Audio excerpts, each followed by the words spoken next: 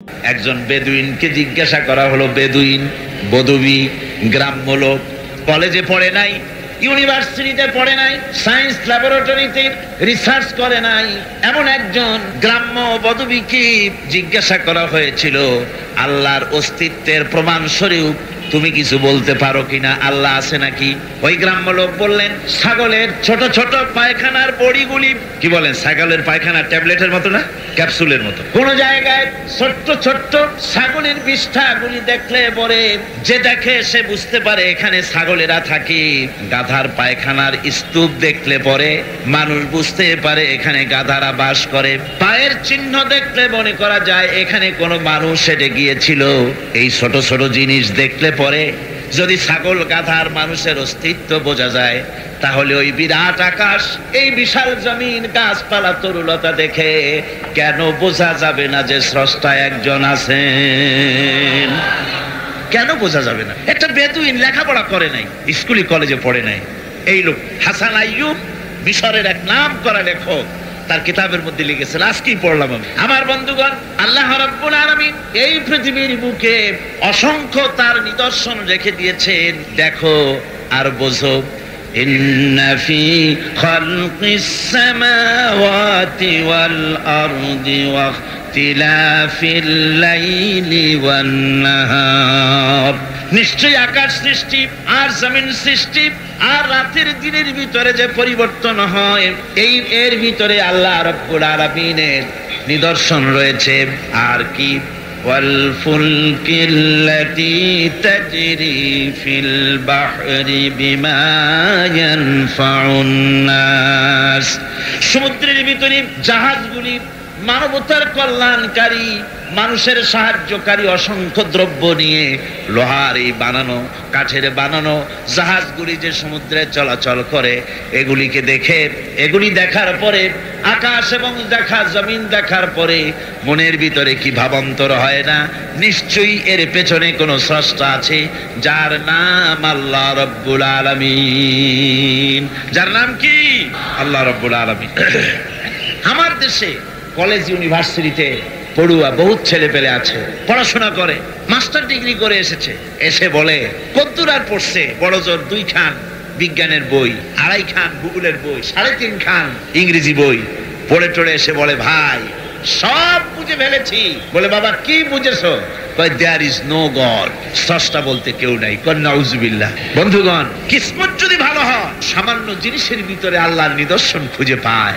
ইমাম জাফর সাদেক, তার কাছে এক নাস্তিক এসেছে। নাস্তিক বলছে, তার সঙ্গে ঝগড়া হচ্ছে, সে বলছে আল্লাহ আছে, আমি তো মানি না, আল্লাহ বলতে কেউ নাই, সৃষ্টিকুল চিন্তা করে একটা আল্লাহরে বানাইছে, আসলে আল্লাহ বলতে কেউ নাই। ইমাম জাফর সাদেক তাকে বললেন, আচ্ছা নাস্তিক, তোমার জীবনে কি এমন কোন ঘটনা কখনো ঘটেছে যে তুমি সমুদ্রে চলে যাচ্ছিলে, সমুদ্র পথে চলেছো, আর সমুদ্রে তোমার জাহাজ ডুবি ঘটেছিল, বিশাল ঢেউয়ের মধ্যে পড়েছিলে, এমন কি কোনো ঘটনা জীবনে ঘটেছে?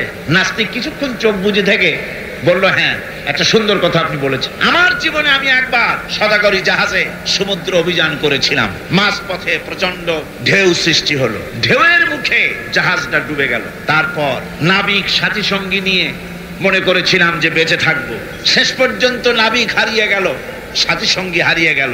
একটা তক্তা কোন রকম করে বুকের সাথে জড়িয়ে সাঁতরাতে লাগলাম। প্রচন্ড এক ঢেউ এসে আমার শেষ অবলম্বন, এই তক্তাটাও আমার কাছ থেকে ছিনিয়ে নিয়ে গেল। এরপরে কোন ক্রমে বেঁচে গেলাম। ইমাম জাফর সাদেক তখন তাকে জিজ্ঞেস করলেন, আচ্ছা সত্যি করে বলো, বুকে হাত দিয়া, যখন তোমার জাহাজটা ডুবে গেল সমুদ্রের ভেতরে, নাবিক হারিয়ে গেল, সাথী সঙ্গী হারিয়ে গেল, শেষ অবলম্বন তক্তাটাও যখন হারায় গেল, তখন তোমার মন কার কাছে সাহায্য চেয়েছিল বলো তো? নাস্তিক এবার কিছুক্ষণ নীরব হয়ে গেল। নাস্তিক এবার বলছি, সত্য করে বলতেছি, যখন আমার কাছে আর কিছুই অবলম্বন ছিল না, বাঁচার কোনো পথ ছিল না, জীবনের মধ্যে একটাবার সেই মুহূর্তে আমার মুখ থেকে নিজের অজান্তে বেরিয়ে গেল, আল্লাহ আমারে বাঁচাও। এই যে বললাম, সঙ্গে সঙ্গে এক তুফান প্রচন্ড আঘাত দিয়ে আমাকে ছিটকে দিয়ে তীরে আমাকে নিক্ষেপ করে দিল। ইমাম জাফর বললেন, নাস্তিক রে, জাহাজ ডুবে গেল, নাবিক হারায় গেল, তক্তা হারায় গেল, যাকে জীবনে একবার ডাক দেওয়ার পর অত বড় বিপদ থেকে বাঁচায় দিল তোমার এই অদৃশ্য থেকে সাহায্য করে, সেই আল্লাহরে কেমনে ভুলে গেলে? কিভাবে তাকে তুমি অস্বীকার করলে? নাস্তিকের চোখ থেকে পানি বেরিয়ে গেল। নাস্তিক বলল, ইমাম আমি ভুল করেছি, আমি আমার জীবনের সাথে প্রতারণা করেছি, আমি হাত বাড়ায় দিলাম, আমার ইমানের কলেমা পড়ায়া দেন। নাস্তিক পড়ে নিল, লা ইলাহা ইল্লাল্লাহু মুহাম্মাদুর রাসূলুল্লাহ। আমার ভাইয়েরা, আল্লাহ পাকের পরিচয় দিতে গিয়ে কোরআন আবার বলে, আফালাম ইয়ানজুরু ইলাস সামাই ফাওকাহুম কাইফা বানাইনাহা ওয়া যায়্যানাহা ওয়া মা লাহা মিন ফুরুজ। তারা কি কখনো নিজেদের উপরে অধিষ্ঠিত, নিজেদের উপরে অবস্থিত ওই বিশাল আকাশের দিকে কি তাকায় দেখে না? কিভাবে আকাশটা আমি বানালাম, আর কি সুন্দর করে আকাশটারে আমি সাজায় দিলাম, এটা কি তারা দেখে না? যার ভিতরে কোনো ফাঁকা নাই, এত সুন্দর করে আকাশটারে বানালাম, ওই আকাশের দিকে কি তাকায় না? আকাশ নিয়ে কি চিন্তা ভাবনা গবেষণা করে না? আমার ভাইয়েরা, বহু লোক এমন আছে ওই আকাশের দিকে তাকায়। বিজ্ঞানীদের মধ্যে এমন আছে, কেউ কেউ বলে আকাশ বলতে কোনো জিনিস নাই, অনেক দূর, তাই নীলা নীলা দেখা যায়, আকাশ বলে কোনো জিনিস নাই। নাউজুবিল্লাহ, বহুত দূরে, সেই জন্য ওইরকম দেখা যায়, আসলে কিছু নাই। আর সত্যিকারের বড় বড় বিজ্ঞানী যারা, তারা আকাশের অস্তিত্ব সম্পর্কে চিন্তা ভাবনা করে, তাদের চিন্তা এবং গবেষণায় এই জিনিস ধরা পড়ে যে নিঃসন্দেহে আকাশ বলে কিছু আছে। মহাশূন্য যারা গবেষণা করছে, চিন্তায় তারা হয়রান হয়ে যাচ্ছে, বিস্ময় হতবাক হচ্ছে। আল্লাহ পাক বলছেন, ওমা লাহা মিন ফুরুজ, এর ভেতরে কোনো ফাটল নাই। আকাশ থেকে নিয়ে জমিন পর্যন্ত এই বিশাল মহাশূন্য যারা গবেষণা করছে। আমেরিকায় এবার আমার অনেক লম্বা সফর ছিল, 11টা স্টেট সফর করলাম, তার ভিতরে হিউস্টন, যেখানে হচ্ছে মহাশূন্য গবেষণাগার এর প্রধান কেন্দ্র, হেড অফিস। অন্তত 3-4 দিন সময় হলে ভালো করে দেখা যায়, এত বড় বিশাল এরিয়া। আমার হাতে সময় ছিল 5 ঘন্টা। এই 5 ঘন্টায় যতদূর সম্ভব আমি দেখলাম, বিজ্ঞানীদের সঙ্গে যারা রিসার্চ করছে তাদের সঙ্গে আলোচনা করলাম। তারা বললেন, মহাশূন্য যতই দেখছি ততই বিস্ময়, হতবাক, বিমুখ হয়ে যাচ্ছে। এই যে পৃথিবী, এই পৃথিবীটা মহাবিশ্বের তুলনায় একটা মার্বেলের চাইতে বড় কিছু নয়। মার্বেল চেনেন তো? এই যে ছেলেরা রাস্তায় খেলাধুলা করে, এই পৃথিবীটা একটা মার্বেলের চাইতে বেশি কিছু নয় মহাশূন্যের তুলনা, মহাবিশ্বের তুলনা। বিশাল এই মহাশূন্যে রয়েছে গ্যালাক্সি, এক একটা গ্যালাক্সির ভিতরে, মিল্কি ওয়ের ভেতরে রয়েছে সহস্র সহস্র বিলিয়ন মিলিয়ন ট্রিলিয়ন তারকা। যেসব তারকা এত এত বড়, বিজ্ঞানীরা বলেছেন সূর্য তো পৃথিবীর চাইতে 13 লক্ষ গুণ বড়, কিন্তু এই রকম 1 থেকে 1.5 কোটি সূর্য খাইয়া হজম করে ফেলাতে পারে এরকম হাজারো তারকা মিল্কি ওয়ের মধ্যে আল্লাহ তৈরি করে রেখে দিয়েছেন। সুবহানাল্লাহ বিহামদিহি। এই মহাশূন্যের ভেতরে আল্লাহ পাক যে কত কিছু সৃষ্টি করে রেখেছেন, মানুষ ক্রমান্বয়ে তা দেখছে এবং অবাক হয়ে যাচ্ছে। বিজ্ঞানীরা চাঁদে গিয়েছেন, সেই চাঁদের থেকে মাটি আহরণ করে নিয়ে এসেছেন। সেই মাটি যেখানে রেখেছে সেখানে লেখা আছে টাচ মুন, চাঁদের মাটি স্পর্শ করো। আমি একটু হাত দিলাম, আমার কাছে মজাই লাগলো যে মরতে বসে আমি মহাশূন্যের চাঁদের মাটিতে হাত দিয়ে দেখলাম, ভালোই লাগলো। নীল আর্মস্ট্রং যে গাড়িটা নিয়ে চাঁদের উপরে ঘুরেছিলেন, সে গাড়িটাও সেখানে সংরক্ষিত রয়েছে। মাটির ভিতর থেকে সব রকমের খনিজ পদার্থগুলি আলাদা করে চাঁদের সলিড মাটি যেটা, সেই মাটিটা তারা গ্লাস দিয়ে বড় রকমের বক্স তৈরি করে ওর মধ্যে চাঁদের এনভায়রনমেন্ট, চাঁদের পরিবেশ তৈরি করে ওর ভিতরে টমেটো গাছ, ভুট্টা গাছ, ধানের গাছ লাগিয়েছে। আমি দেখে এসেছি গাছগুলির চারা এত বড় হয়েছে।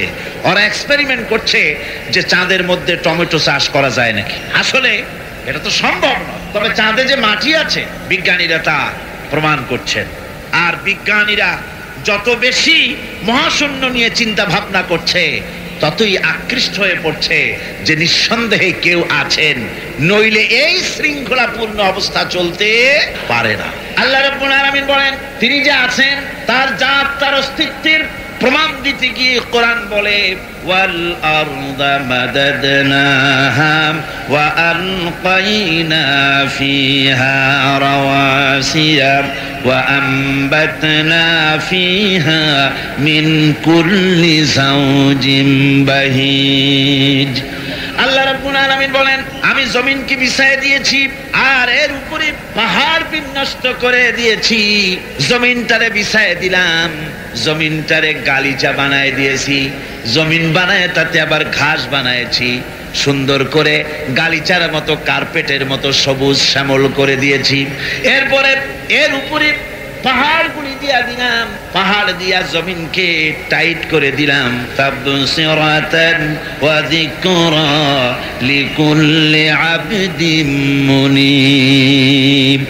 এর ভেতরে চক্ষু উন্মোচনকারী আর উপদেশ অতীব শিক্ষাপ্রদ অনেক কিছুই রয়েছে ওই সমস্ত মানুষের জন্য যারা আমার কাছে সত্যের দিকে যারা প্রত্যাবর্তন করতে চায়, যারা আমার দিকে ফিরে আসতে চায়, তাদের অনেক নিদর্শন এই পৃথিবীর ভিতরে আমি রেখে দিয়েছি। জোরে বলেন সুবহানাল্লাহ। আল্লাহ পাক বলেন দেখো এর প্রত্যেকটি জিনিস, প্রত্যেকটি পাতা, প্রত্যেকটি তৃণ, যা কিছু দেখতে পাও সব আল্লাহর সাক্ষী দিচ্ছে আল্লাহ আছেন। আল্লাহ পাক বলেন একটু তাকাও উপরের দিকে। আওয়ালাম ইয়ারাউ ইলা তায়রি ফাওকাহুম সাফাতিন ওয়া ইয়াকবিদনা মা ইউমসিকুহুন্না ইল্লার রহমান। দেখে নাকি তারা পাখিটি কেমন, লোক মেলি দুটি লঘু ডানা উড়িয়া বেড়ায় শূন্যের পরে, নাহি তার কোনো মানা। আবার সে ডানা, আবার সে কবু ডানা গুটাইয়া চলে, কিন্তু পড়ে না তবু। বলো কে বা তারে শূন্যে রাখিছে ভিন্ন সে এক প্রভু। লক্ষ্য করে দেখো না যে আকাশে আকাশে মহাশূন্যে পাখিগুলি ওড়ে। একটু দেখো, মানুষ তো খায় জন্মের খাওয়া, শুধু খায়, চিন্তা ভাবনা করে না। একটু চিন্তা ভাবনা করো, একটু গবেষণা করো। পাখিগুলি উঠতে থাকে, উড়বার সময় ডানা এভাবে দোলায়, ঠিক না? আল্লাহ বলেন দেখো ডানা এভাবে দোলায়, আবার কোন সময় ডানা মোটি দোলায় না, দুটি ডানা বডির সাথে লাগায় দিয়া সাঁ করে উড়ে যায়। আবার ডানা দোলায়, ডানা বন্ধ করে না, দোলায়ও না, দুটি ডানা প্লেনের ডানার মতো করে দিয়ে শূন্যের পরে উড়ে বেড়ায়। ডানা বন্ধ করে দিল, ঝোলানো বন্ধ করলো, অথচ আকাশ থেকে পড়ে গেল না পাখি। শূন্যের পরে কে রেখে দিয়েছে? আল্লাহ ছাড়া। জোরে কোন কে দিয়েছে? কে রাখলো? এই শীতের দিনে আমাদের দেশে অতিথি পাখিরা আসে, সাইবেরিয়ান দ্বীপপুঞ্জ থেকে আসে। একটু মাথা খাটা, কপাল ভালো হয়ে যাবে, কিসমত খুলে যাবে। কোথায়? সাইবেরিয়া। সাইবেরিয়া দ্বীপপুঞ্জ থেকে, সেইখান থেকে যখন এই শীতের মৌসুমে আমাদের দেশে চট্টগ্রামে এখন তো শীত নাই বললেই চলে, আর রংপুরে মানুষ শীতে পর্যন্ত 4-5 জন মরা সারা, এত তীব্র শীত। রাশিয়া, ইউরোপ, আমেরিকায় কি শীত আপনারা তো চিন্তা করতে পারবেন না। যারা ওই দেশে থাকে তারা টের পায় শীত কত প্রকার এবং কি কি। গত বছর নিউ ইয়র্ক শতাব্দীর সবচাইতে বড় শীত পড়েছিল, -24, কোন কোন জায়গায় -40 পর্যন্ত। স্যাপ ফেলে ফেরা যায় না, বরফ হয়ে যায়। এক মা ডেলিভারি করেছে, ডেলিভারির সাথে সাথে বাচ্চা ফ্রিজ হয়ে গিয়েছে, বরফ হয়ে। এই প্রচন্ড ঠান্ডা যখন শুরু হয়, স্নো পড়ে, বরফ পড়তে থাকে, বরফ পড়বে, প্রচন্ড ঠান্ডা আসবে। টেলিভিশন এবং রেডিওতে পাখিদেরকে কেউ শোনায় না, ওরা বুঝতে পারে ঠান্ডা আসতেছে। ওই ঠান্ডা আসার পূর্বক্ষণে ঝাঁকে ঝাঁকে, লাখে লাখে, কোটি কোটি পাখি একসঙ্গে ওড়া আরম্ভ করে দেয়। জাহাজগুলি চলে সমুদ্রের ভিতরে। নাবিকদের সঙ্গে আলোচনা করবেন, মেরিন বায়োলজি যারা পড়েছে তাদের সঙ্গে আলোচনা করবেন। সমুদ্রের ভিতরে দিনের বেলায় তারা সূর্য দেখে পথ চালায়, দিক নির্ণয় করে। রাতের আধারে সমুদ্রের ভিতরে নাবিক যেন হারায় না যায়, সেজন্য আল্লাহ পাক বলেন আকাশে তারকা খচিত করে রেখেছি। তারকা দেখে দেখে নাবিকেরা পথ চালায়। পথে কোনো বিপদ আছে নাকি? চুম্বকের পাহাড় আছে নাকি? সাইক্লোন এরিয়ার ভিতরে পড়ে যায় নাকি? সেজন্য রয়েছে রাডার। এগুলি দেখে দেখে পথ নির্ণয় করে। এবার আপনারা আমাকে জবাব দেন, হাজার হাজার মাইল দূর থেকে পাখিরা পাড়ি দিয়া বাংলাদেশে আসে, সিলেটে আসে, দিনাজপুরে আসে। এই যে দূর দূরান্ত থেকে হাজার হাজার মাইল দূর থেকে পাখিরা এলো, তার নেভিগেশন কে করে দিল, রাডার কে করে দিল, কে তার পথের দিশা দিল, এ পথে গেলে বাংলাদেশ পাবি। সুবহানাল্লাহ, জোরে বলেন সুবহানাল্লাহ। কে তিনি? আমার আল্লাহ। জোরে বলেন আল্লাহ। সুবহানাল্লাহ। আল্লাহ তোমার জন্য মহব্বত করতে পারি তৌফিক দাও, তোমার জন্য যেন বাঁচতে পারি তৌফিক দাও, তোমার নামের উপরে যেন মরতে পারি তৌফিক দাও, জান্নাতে তোমার যেন দেখতে পারি তৌফিক দাও। এসব অসংখ্য নিদর্শন দেখে যারা বুদ্ধিমান, যারা জ্ঞানবান, যাদের মাথার ভিতরে কিছু আছে, তারা বোঝে নিঃসন্দেহে একজন আছেন, তিনি আর কেউ না, তার নাম হচ্ছে আল্লাহ রব্বুল আলামিন। এবার আল্লাহ পাক বলেন, তাকাও আমার সৃষ্টি ভালো করে দেখো। الذي خلق سبع سماوات طباقا ما ترى في خلق الرحمن من تفاوت فارجع البصر هل ترى من فطور। ক্ষমাশীল তিনি, সপ্ত আকাশ রচিলেন থরে থরে, কোন ত্রুটি হেরিবে না তার পূর্ণ সৃজন পরে। আল্লাহ পাকের ওই আকাশের দিকে তাকাও, জমিনের দিকে তাকাও। আল্লাহ বলেন বারবার দেখো, বারবার তাকাও, দেখো আমার সৃষ্টির ভিতরে কোনো ভুল আছে নাকি, আমার সৃষ্টির ভিতরে কোনো খুঁত আছে নাকি, কোনো রং আছে নাকি, কোনো অসুবিধা আছে নাকি, ভালোভাবে তাকাও, আবারও তাকাও। সুম্মারজিল বাসারা কাররাতাইনি ইয়ানকালিব ইলাইকাল বাসারু খাসিআন ওয়া হুয়া হাসির। আল্লাহ পাক বলেন দেখতে দেখতে তোমার চক্ষু ফিরে আসবে তোমার কাছে, চাও তুমি তার সৃষ্টি পানে, দেখো কিছু ভুলচুক, ফিরাও তোমার নয়ন খানি, ফিরাও তোমার মুখ। অক্ষমহীন দৃষ্টি তোমার সৃষ্টিতে পাবে ফাঁকি, ফিরাও তোমার নয়ন খানি, ফিরাও কাঙ্গালাখি। তাকাতে তাকাতে চোখ আজিজ হয়ে, দুর্বল হয়ে তোমার দিকেই ফিরে আসবে। আমার সৃষ্টির ভিতরে কোনো ভুল দেখতে পাবে না। সুবহানাল্লাহ কর, সুবহানাল্লাহ কইতে ইচ্ছা করে না মিয়া ভাইরা আমার। আল্লাহ পাক বলেন এইভাবে করে আমি আকাশকে থরে থরে সাজায় দিলাম, জমিনটাকে সুন্দর করে দিলাম, আর এই জমিনে ফসলের ব্যবস্থা করে দিলাম। ফল হলো কি সুন্দর সুন্দর করে ফল আমি দান করলাম। আল্লাহ পাক বলেন ওয়া আয়াতুল লাহুমুল আরদুল মাইতাতু আহইয়াইনাহা ওয়া আখরাজনা মিনহা হাব্বান ফামিনহু ইয়াকুলুন। আমার নিদর্শনের ভিতরে এগুলিও নিদর্শন। মৃত্যু জমিনকে আমি জিন্দা করে দেই, আর তার ভিতর থেকে তোমার রিজেক উৎপন্ন করি। এর মধ্যে কি কি বানালাম?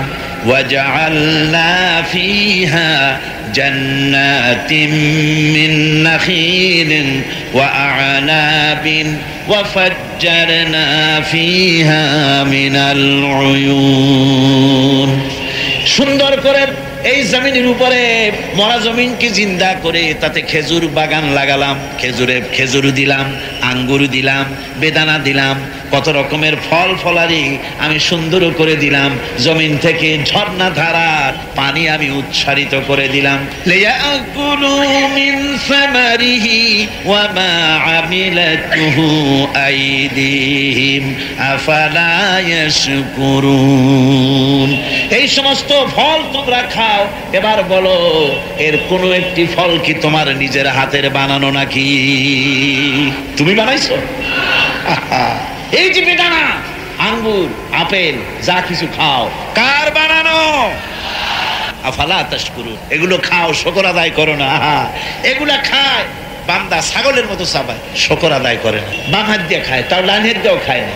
আল্লাহ নাম নিয়ে খায় না, বাম হাত দিয়ে খাওয়া এটা নাকি একটা কি স্টাইল, সোজা কথা। আর হুজুর বলেছেন বাম হাতে খায় শয়তানে। বাম হাতে কে খায়?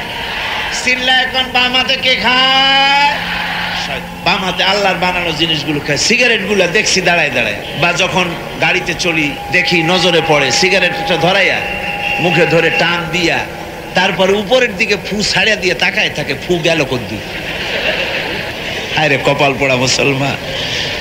আল্লাহ রাব্বুল আলামিন বলেন, এত সব অসংখ্য নিদর্শন আমি দিলাম, এই নিদর্শনাবলীর ভিতর থেকে আমারে খুঁজে বের করো, আমারে সেজদা দাও, শুকর আদায় করো, দাম চাই না, পয়সা চাই না, শুকর আদায় করো, মাঝে মধ্যে খাওয়ার বলো আলহামদুলিল্লাহ। পড়েন সবাই, আলহামদুলিল্লাহি রাব্বিল আলামিন। আল্লাহর প্রশংসা করো। এই যে শীতের দিন বাড়িতে পায়াস বানায় খাও, চট্টগ্রামে খায় না বুঝি? এটার কি পায়াস বলে না কি বলে? কি বলে? ওই যে রস দিয়া চাউল দিয়ে বানায় পায়াস বলে। হ্যাঁ, সুপ পিঠা, শীত পিঠা। না না, পিঠার পায়াস তো ভিন্ন জিনিস। আচ্ছা বানান, আপনারা যেরকম খুশি খান। এই যে পিঠাগুলি বানাচ্ছেন, পায়েস বানাচ্ছেন, খেজুর গাছ রস দেয়। রস দেয় কোথায়? গোড়ায়। গোড়ায় না আগায়? আগায়। মাথা কাটায় চিন্তা করুন, যে খেজুর গাছের মাথা কাটতে পরে ফোঁটা ফোঁটা পানি পড়ে কলসি ভিজে যায়, ভরে যায়, সকালবেলায় গ্লাস গ্লাস ঠান্ডার মধ্যে এই শরবতগুলি আল্লাহর বানানো, এই শরবত গিলে গিলে খায়, মিষ্টি পানি মাথায় পাওয়া যায়। যে খেজুর গাছের মাথায় এই মিষ্টি পানি পাওয়া গেল, ওই খেজুর গাছের গোড়া খুঁজতে খুঁজতে 3 মাইল নিচেও যদি যান, মাথা কাটলে যেমন রস পাওয়া যায়, 3 মাইল নিচে গেলে ওই রকম রস পাওয়া যায় নাকি? পাশে তেঁতুল গাছ, পাশে নিম গাছ, নিম গাছে তিতা ফল দিল, আর একটা গাছে কষ ফল দিল, আর পাশে খেজুর গাছ, মিষ্টি পানি আল্লাহ বানায়া দিলেন। আবার নারকেল গাছ বানায় দিলেন। নারকেল গাছের 30 হাতের মাথায় ডাবের ভিতরে আল্লাহ মিশ্রি বীজান শরবত বানায় দিলেন। বান্দারে খালি শরবত খাইয়া পেট ভরবে না, এই জন্য ডাবের ভিতরে তোর জন্য হালুয়া রুটিও বানায়া রাখছি। এরপরেও যদি বলে আল্লাহ নাই, এর বুঝাবার কোন উপায় নাই। আল্লাহ হেদায়েত করুন, কোন আমিন।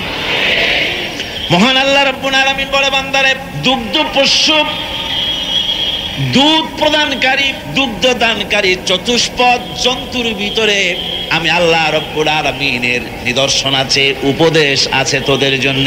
ওয়া ইন্না লাকুম ফিল আনআমি লাইবরা নুসকিকুম মিম্মা ফি বুতুনিহি মিন বাইনি ফারসিন ওয়া দামিন লাবানান খালিসান সাইগান লিশারিবিন। চতুষ্পদ জন্তুর ভিতরে আমি আল্লাহর নিদর্শন আছে, তোমার শিক্ষা আছে। চতুষ্পদ জন্তুর দিকে তাকাও। তোমার বাড়ির গাভী আর তোমার বাড়ির ছাগলে খায় কি? ভুসি খাইলো, তিসি খাইলো, আর জমিনের ঘাস খেলো। এগুলি খাওয়ার পর শরীরের ভিতরে এই খাদ্য দিয়ে রক্ত হয়, পায়খানা হয়, পেশাব হয়, আর পাশাপাশি রাস্তা দিয়া এমন সুন্দর শুভ্র স্বচ্ছ এবং পানকারীদের জন্য সুস্বাদু দুধ, পেশাব পায়খানা যেখান থেকে বেরোয় তার পাশে থেকে আমি তোমার জন্য সুস্বাদু দুধ বের করে দেই। এগুলো দেখেও কি বোঝো না যে নিশ্চয়ই কেউ একজন আছে? কাগজ যে মিলে তৈরি হয়, চট্টগ্রাম কর্ণফুলী আছে না, চন্দ্রকোনা পেপার মিল আছে। বাংলাদেশের কাম তো সারছে, কাগজের কাজ শেষ। এখন কাগজ ভারত থেকে আমদানি করা ছাড়া উপায় নাই, ঠিক কিনা কন? এই সংকট আমার দেশে কোন কারণে নিউজ প্রিন্ট তৈরি হয় না? কোন কারণে হোয়াইট প্রিন্ট নিউজ প্রিন্টের দাম বাড়লো? কাগজ তো তৈরি হয় মন্ড দিয়ে, কাঠ দিয়ে, ঠিক কিনা কন? সেই কাঠের মন্ড, বাঁশ, এগুলি কি কমে গেছে? কমেনি। বরং আজকে যে কাগজের সংকট সৃষ্টি হয়েছে, আমি বলবো কৃত্রিম সংকট, এবং এ সংকট হয়েছে ভারতের দালালি করতে গিয়ে এই সংকট হয়েছে।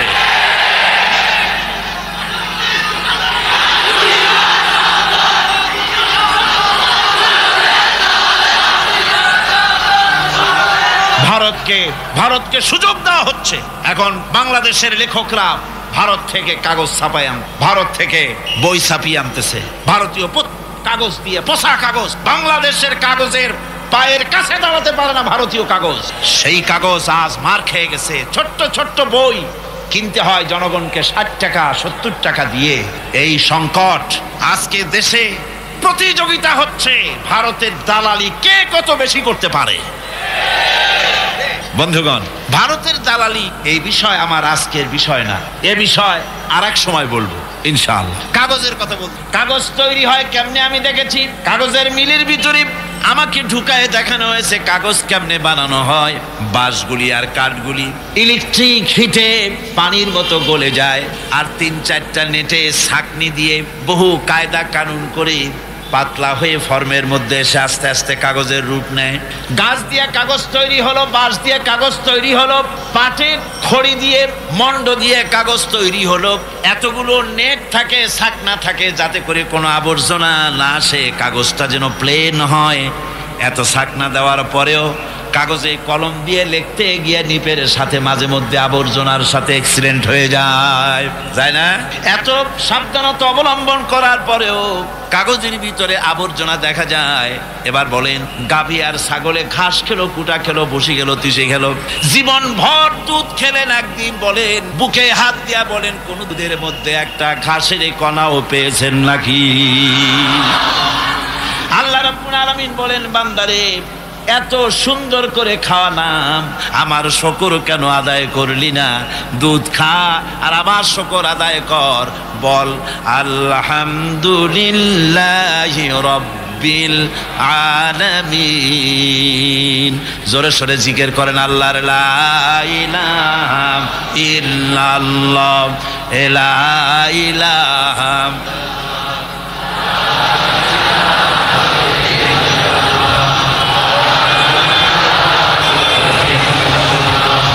লা ইলাহা ইল্লাল্লাহু মুহাম্মাদুর রাসূলুল্লাহ। আমার ভাইরা, আল্লাহ পাকের পরিচয় দিতে গিয়ে কোরআন বলছে, আমি আজকে ঈমানের পরিচয় আল্লাহর সাথে আপনাদের পরিচয় করাই দিতেছি। আমার কি ক্ষমতা পরিচয় করাবার? পরিচয় করাচ্ছি কোরআন দিয়ে। আল্লাহ নিজে তার নিজের পরিচয় দিচ্ছেন, কোন সুবহানাল্লাহ। আল্লাহ রাব্বুল আলামিনের পরিচয় দিতে গিয়ে রব্বুল আলামিন বলতেছেন, আফারাআইতুম মা তাহরুজুন আআনতুম তাজরাউনাহু আম নাহনুজ যারিউন। তোমরা কি কখনো চিন্তা করে দেখেছো যে তোমরা যে বীজ বপন করো মাটিতে, এর থেকে কে বীজকে উদ্গত করে দেয়? এই বীজকে কে উদ্গত করে দিল মাটি থেকে? কে দিল? কে দিল? এই বীজ জমিন থেকে তুমি উদ্গত করলে না আমি করেছি? আল্লাহ বলেন, আমি উদ্গত করলাম। জমিনে বীজ উদ্গত হয়ে গেল, আর এই বীজ দিয়ে আমি ফসল দিলাম। এখন যদি আমি ফসল না দেই, জমিনে ধানের গাছ হয়েছে, ভুট্টা হয়েছে, নানান রকমের ফসলের গাছ হলো, গাছ দেখে খুশি হয়েছ, মোষে তেল মাখা আরম্ভ করছো। অনেকে চিন্তা করে এবার ধান বেশি হয়েছে, যাত্রা দেব, থিয়েটার দেব, গুনাগার বিবির গান শুনবো, ফসল বেশি হয়েছে। আল্লাহ পাক বলেন, শোনো, লাউ নাশাউ লাজআলনাহু হুতামান ফাযালতুম তাফাক্কাহুন। আমি যদি ইচ্ছে করি এই ফসলকে আমি রব্বুল আলামিন ভুসিতে পরিণত করে দিতে পারি, ফসলটা ভুসি হয়ে যাবে, ধানে চাউল হবে না, সব তুষ হয়ে যাবে। পারে কিনা আল্লাহ? জোরে চিল্লায় বলেন, পারবেন কিনা? আমি ইচ্ছা করলে এটা করতে পারি। তখন তুমি আমার বিরুদ্ধে কি অ্যাকশন নেবা? করবাটা কি? সারা দুনিয়ার মানুষ যদি আল্লাহর বিরুদ্ধে অনশন ধর্মঘট করে, তাতে আল্লাহর কিছু আসে যায় নাকি? আল্লাহ বলেন, জমিনের ফসল যদি সব তুষে পরিণত হয়ে যায়, তখন তোমরা বলবে ইন্না লামুগরামুন, আমাদের উপরে তো উল্টা দণ্ড হয়ে গেল, হায় রে সর্বনাশ। বাল নাহনু মাহরুমুন, আমরা তো বঞ্চিত হয়ে গেলাম। কপালে হাত মারবা, চিৎকার করবা, আর কোনোই লাভ হবে না। ইচ্ছে করলে আমি জমিনের ফসল নষ্ট পারি। এরপরে লক্ষ্য করো, এই যে সুমিষ্ট পানি পান করো, কি বলেন? আমরা যে পানি পান করি, তৃষ্ণা যখন লাগে কি খাই? তৃষ্ণা লাগলে কি খাই? আমরা পানি পান করি। আহারে কি সুন্দর পানি! আল্লাহ রাব্বুল আলামিন বলেন, আফারাআইতুমুল মাআল্লাযী তাশরাবুন আআনতুম আনজালতুমুহু মিনাল মুজনি আম নাহনুল মুনজিলুন। এই যে পানি তোমরা পান করো, আকাশ থেকে পানি কে বর্ষণ করে? তুমি করো না আমি আল্লাহ করি? কে করে? চিল্লায় কোন? চিৎকার দিয়ে মুসলমানের মতো বলেন, কে করেন? কবি কি সুন্দর করে বলেছেন, কবি কি সুন্দর করে বলেছেন, এই সুন্দর ফল, এই সুন্দর ফুল, এই সুন্দর ফল, মিঠা নদীর পানি, খোদা তোমার মেহেরবানি। সুবহানাল্লাহ। এরাও কবি। এরা কি কবি? সত্যিকারের কবি, ভালো কবি, যারা আল্লাহর গুণকীর্তন করে। সুবহানাল্লাহ। এরাই ছিল আসল কবি, যারা আল্লাহর গুণকীর্তনে ব্যস্ত ছিলেন, আল্লাহর গুণকীর্তন করতেন। তুমি কত সন্তান দিয়েছো, কত রতন দিয়েছো, জানি আর মানি আর না মানি, খোদা তোমার মেহেরবানি। আল্লাহর প্রশংসায় পঞ্চমুখ। আর আজকালও কবি হয়েছে। আজকাল যে কবিগুলি আছে সব কবি খারাপ তো আমি বলবো না, কিছু কিছু কবি এমন আছে নাম কবি, আল্লাহর কথা বলে না, আল্লাহ রসুলের কথা বলে না, কোরআনের কথা বলে না, হাদিসের কথা বলে না, বরং বলে আজান যখন শুনি মনে হয় যেন বেশ্যার চিৎকার শুনি। নাউজুবিল্লাহ। জোরে কোন নাউজুবিল্লাহ। এই কবি বেশি দূরের কবি না, বাংলাদেশের কবি শামসুর রহমান জাহান্নামের কি কবি নামের কলঙ্ক। বেশ্যার সাথে সারা জীবন কাটাতে কাটাতে আজানের ভিতরেও বেশ্যার আওয়াজ শোনে। বেশ্যা চরিত্রের না হলে আজানের ভিতর থেকে বেশ্যার আওয়াজ শুনবে কেন? আর আমার জাতীয় কবি কাজী নজরুল বললেন, মসজিদেরই পাশে আমার কবর দিও ভাই, যেন সকাল সন্ধে আজান শুনতে পাই। এও একজন কবি। আল্লাহ কাজী নজরুলকে জান্নাতের মেহমান বানায় নিও, তার জীবনের গুণাগুলি মাফ করে দিও। এরাও কবি। আর এখন যেগুলো কবি এগুলোও কবি। কিসে আর কিসে, ধানে আর তুষে, কোথায় লিয়াকত আলী আর কোথায় জুতার কালি। ভাইরা আমার, আল্লাহ রাব্বুল আলামিন বলেন, আকাশ থেকে মিষ্টি পানি আমি বর্ষণ করে দিলাম। এই মিষ্টি পানি, সমুদ্রের পানিগুলি নোনা, এই নোনা পানিগুলি লক্ষ্য করেন, মাথা খাটান, তাম দেশের সমস্ত আবর্জনাগুলি সব সমুদ্রে চলে গেল। আবর্জনাগুলি আল্লাহ নষ্ট করে দিলেন, পানিকে স্বচ্ছ করে দিলেন। নোনা পানি আকাশে উঠে গেল বাষ্পের আকারে, সেখান থেকে বৃষ্টি হলো। নোনা বর্ষিত হলো না মিষ্টি হলো? কন জোরে কন, কি হলো? আল্লাহ পাক বলেন, শোনো, লাউ নাশাউ জাআলনাহু উজাজান ফালাউলা তাশকুরুন। আমি ইচ্ছে করলে এই পানিকে নোনা অবস্থায় নাজিল করে দিতে পারতাম, জমিনের ফসল নষ্ট হয়ে যেত। আমি নোনা পানিকে মিষ্টি করে বর্ষণ করলাম, এই পানি পান করে কেন আমার শুকর আদায় করো না? এ পানি পান করো আর আমার শুকর করো। পড়ো, আলহামদুলিল্লাহি রাব্বিল আলামিন। আমার বন্ধুগণ, কেউ কেউ বলতে পারে, আল্লাহ যদি বৃষ্টির পানি যদি না দেন আমার কি অসুবিধা, আমার জমিনের ফসলের কি অসুবিধা, আমার খালে পানি, আমার বিলে পানি, আমার হাওড়ে পানি, আমার পুকুরে পানি, আমার কুয়ায় পানি, আল্লাহ বৃষ্টি না দিলে কি হবে? আল্লাহ পাক বলেন, শোনো কি হবে। কুল আরাআইতুম ইন আসবাহা মাউকুম গাওরান ফামান ইয়াতিকুম বিমাইম মাইন। বলো দেখি, সবে শুকাইয়া যদি যায় এই জমিনের পানি, তাহলে হেথায় তটনির ধারা কে দিবে সবারে আনি? কুয়ার পানি, নদীর পানি, কর্ণফুলীর পানি, ব্রহ্মপুত্রের পানি, পদ্মার পানি, মেঘনার পানি, যমুনার পানি, হাওড়ের পানি, পুকুরের পানি সব যদি আমি আল্লাহ শুকায় দেই, তাহলে তোমার মরা গাঙ্গে পানির জোয়ার আবার কে এনে দিতে পারে? আছে কেউ? কেউ পারে না। সুতরাং এগুলি আমি দেই, আমার শুকরিয়া আদায় করো। তোমার জমিনের ফসল ভালোবার জন্য আমি পানির ব্যবস্থা করেছি। আল্লাহুল্লাযী আরসালার রিয়াহা ফাতুসিরু সাহাবা ফাসুকনাহু ইলা বালাদিন মাইয়িতিন ফাআহইয়ানাহু বা'দা মাউতিহা কাযালিকান নুশুর। পানিগুলিকে বাষ্পীয় আকারে উত্তীর্ণ মেঘমালায় পরিণত করি, আর বাতাসে হুকুম করি, রে বাতাস এই মেঘকে টেনে নিয়ে যা অমুক এলাকার আকাশের উপরে নিয়ে যা, সাতকানিয়ায় নিয়ে যা, কক্সবাজারে নিয়ে যা। সাতকানিয়া কক্সবাজার কিন্তু কোরআন শরীফে নাই। আনন্দে 10 খান হওয়ার কোনো কারণ নাই। এটা আমি দৃষ্টান্ত দিলাম। যেখানে বৃষ্টির প্রয়োজন সেইখানে আল্লাহ বাতাসকে হুকুম করেন, এই মেঘকে কানে ধরে টেনে নিয়ে যা আর পানি বর্ষণ কর।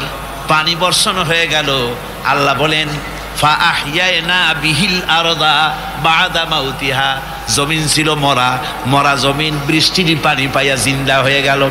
নববধূ যেমন গর্ভধারণের প্রস্তুতি নেয়, আকাশের বৃষ্টির পানি পাওয়ার পর মরা জমিন ফসলের জন্য প্রস্তুত হয়ে গেল। এরপরে তুমি বীজ বপন করলে, ওই বীজের ভিতরে 2টা পাতা অঙ্কুরিত হলো, পাতা দুটো উপরের দিকে উঠে গেল। এরপরে সূর্যের তাপ হলো সারাদিন, সারাদিনের প্রচন্ড সূর্যের তাপে কচি পাতা মুষড়ে গেল, মাটিতে পড়ে গেল। তুমি তো রাতের বেলায় আরামে ঘুমাইছো, তোমার ওই মুষড়ে যাওয়া পাতাগুলি সজীব করার জন্য আমার কুদরত কিভাবে কাজ করলো একদিনও কি চিন্তা করেছো?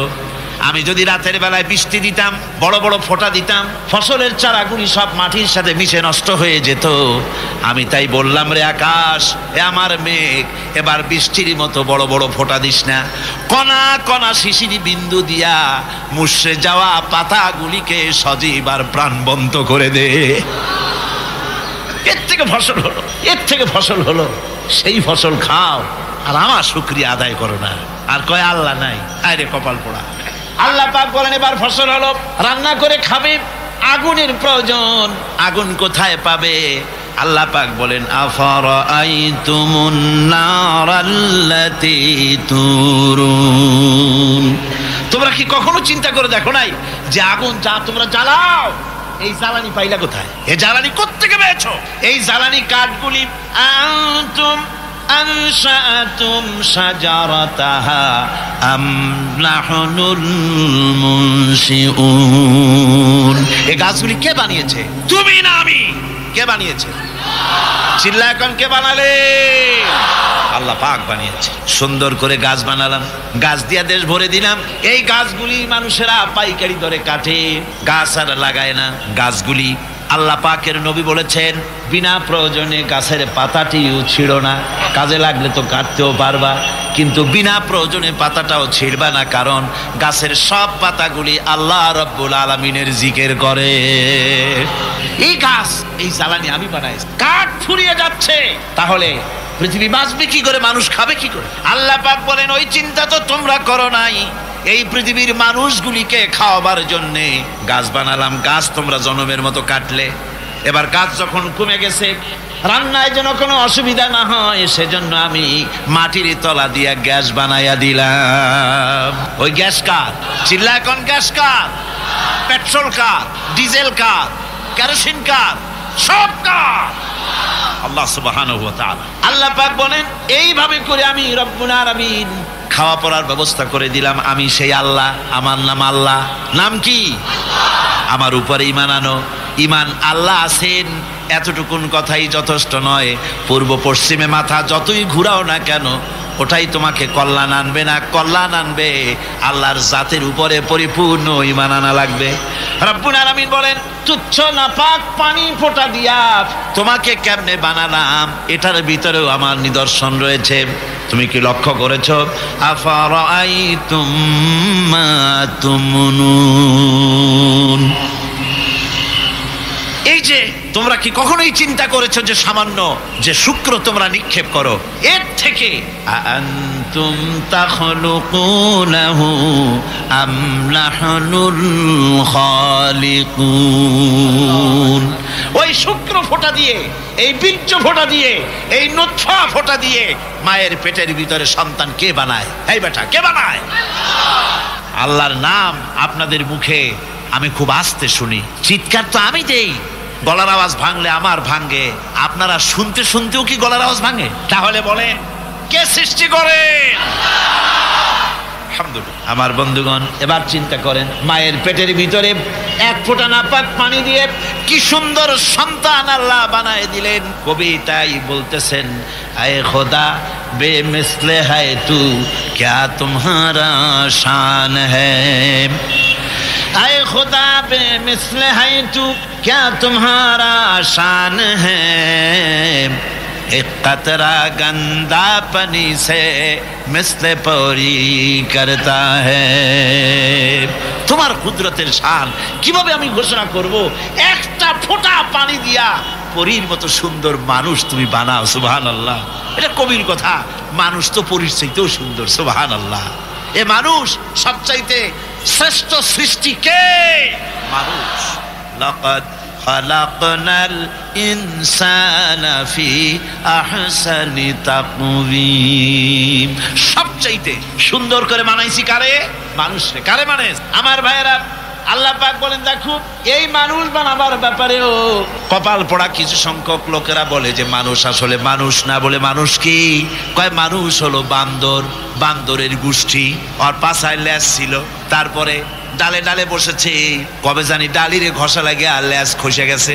পাছায় যে লেজ ছিল, বিশ্বাস যদি না করো পাছার কাছে হাত দিয়া দেখো, লেজ যেখান থেকে খসে গেছে ওখানে এখন একটু হাড় জাগানো আছে। কি প্রমাণ? কয় বোতল খাইয়া এই থিওরি লিখছে আল্লাহ জানে। আবার বলে যে সমস্ত মানুষের বুকে, পিঠে, হাতে অনেক পশম, এগুলি জেনুইন বান্দরের গোষ্ঠী, পশম এখনো আছে। আপনারা বলেন বান্দরের গোষ্ঠী হইতে সম্মান হয় না আদমের সন্তান হতে সম্মান? মানুষ কেমনে বানাইছে এ কথা ডারউইনের 14 গোষ্ঠী বলার কথা না। এ মাইকটা কেমনে বানানো হয়েছে? আমি যদি মাওলানা শামসুদ্দিন সাহেবকে বলি, বলেন মাইক কেমনে বানাইছে, তাহলে ওনাকে একটা জুলুম করা হবে, যে উনি তো জানেন না কেমনে বানানো হয়েছে, এই ভিডিও ক্যামেরাটা কেমনে বানানো হয়েছে। আমি যদি মুফাসসিরে কোরআন মাওলানা আব্দুল লতিফ সাহেবকে জিজ্ঞেস করি, বলি ভাই বলেন ভিডিও ক্যামেরাটা বানানো কেমনে হয়েছে, বেচারা বিপদে পড়ে যাবে, যেহেতু উনি জানেন না যে ওটা বানানো হয়েছে কেমনে। অনেক লোক আছে মানুষকে ঠকাবার জন্য আজে বাজে প্রশ্ন করে। একজন এসে এক মৌলভী সাহেবকে বললেন, ও মৌলভী সাহেব, খুব তো লম্বা লম্বা ওয়াজ করেন, কম তো দেখি ফেরাউনের নানির নাম কি? মৌলভী সাহেব তো একেবারে ঠাই বেকু, ফেরাউনের নানির নাম না কোরআনে আছে না বুখারীতে আছে, দরকারটা কি? ওর নানি জানলেই বা কি, না জানলেই বা কি? খামোখাই মানুষের এরকম প্রশ্ন। আমি বলতে চাইছি ভিডিও ক্যামেরা কেমনে তৈরি করা হয়েছে জিজ্ঞেস করতে হবে এই ক্যামেরাটা যে বানিয়েছে তার কাছে, কথা ঠিক কিনা কন? এই মাইক কেমনে তৈরি হয়েছে জিজ্ঞেস করতে হবে যে বানিয়েছে তার কাছে, কথা ঠিক কিনা কন? অনুরূপ ভাবে মানুষ তো সৃষ্টি পৃথিবীর কেউ করে নাই, যিনি করেছেন তার কাছে প্রশ্ন করতে হবে এ মানুষটা কেমনে বানাইছো আমাদের শোনাও। আল্লাহ পাক বলেন মানুষ তো আমি বানিয়েছি, কেমনে বানালাম শোন আমার কাছ থেকে, ওপেন সিক্রেট, গোপন কিছু করি নাই, সব বলেছি কোরআনে। ওয়ালাকাদ খালাকনাল ইনসানা মিন সুলালাতিন মিন তিন সুম্মা জাআলনাহু নুতফাতা ফি ক্বারারিম মাকিন। মাটির নির্যাস থেকে আমি তৈরি করেছি তোমাকে, এই মাটির উপাদান থেকে তোমাকে তৈরি করেছি। তোমার মা বাবা এই মাটির উৎপাদিত মূলা খেয়েছে, কচু খেয়েছে, দুধ খেয়েছে, পনির খেয়েছে, মাছ খেয়েছে, গোশ খেয়েছে। এই শক্তির দ্বারা মা বাপ মিলনের ফলে এক ফোঁটা নাপাক পানি শরীরের ভিতরে প্রবেশ করেছে। তারপরে কি করেছি? সুম্মা খালাকনান নুতফাতা আলাকাতান ফাখালাকনাল আলাকাতা মুদগা ফাখালাকনাল মুদগাতা ইযামা ফাকাসাউনাল ইযামা লাহমা। এরপরে মায়ের পেটের ভিতরে ওই ছোট্ট এক ফোঁটা নাপাক পানিকে জমাট রক্তে পরিণত করেছি, জমাট রক্ত আবার গোশত বানাইছি, গোশত গুলারে পেটের মধ্যে ফি ক্বারারিম মাকিন, আল্লাহ বলেছেন সুরক্ষিত জায়গা, যেখানে কোনো জার্ম যায় না, যেখানে কোনো রোগের জীবাণু যেতে পারে না, কোনো দূষিত হাওয়া ঢুকতে পারে না, এমন একটা সুরক্ষিত জায়গার ভিতরে কি সুন্দর করে তোমারে বানালাম। হাত দিলাম, পাও দিলাম, কচি কচি হাড় দিয়ে একটা আকৃতি দিলাম, কঙ্কাল বানালাম, তার উপরে গোশত দিয়া, চামড়া দিয়া, ছাউনি দিয়া সুন্দর মানুষের আকৃতি আমি দান করে দিলাম। এরপরে আমি মায়ের পেটের ভিতর থেকে আমি বের করে নিয়ে এসেছি, সুম্মা নুখরিজুকুম তিফলা, বাচ্চার আকারে মায়ের পেট থেকে তোমাকে বের করে নিয়ে এসেছি। ইচ্ছে করলে অ্যাবর্শন করিয়ে দিতে পারতাম, ইচ্ছে করলে চোখ মুখ না কিছু না হতে পারতো, সব রকম করতে পারতাম। বান্দারে কেমনে অস্বীকার করো নিজের শরীরের দিকে তাকাও, এই যে বডিটা আমি তোমাকে দিয়েছি এটা দাম কত, এটা দাম কত। একটা কিডনি যদি নষ্ট হয়ে যায়, বাজারে কিনতে যায় দেখেন একটা কিডনির দাম কত। হার্টের একটা বাল্ব যদি নষ্ট হয়ে যায়, একটা বাল্বের দাম কত, 1.5 লক্ষ 2 লক্ষ টাকা একটা বাল্বের দাম। ওই বাল্ব সেট করে দেওয়ার পর বাল্ব একটা নির্দিষ্ট সময় কাজ করবে, আবার অপারেশন করে নতুন করে ব্যাটারি চার্জ দেওয়া লাগবে। হার্টের মধ্যে এরকম অনেক বাল্ব আল্লাহ লাগায় দিয়েছেন। তাহলে একটা বাল্বের দাম যদি 1.5 লাখ টাকা 2 লাখ টাকা হয়, একটা চোখের দাম কত, একটা চোখের দাম কত।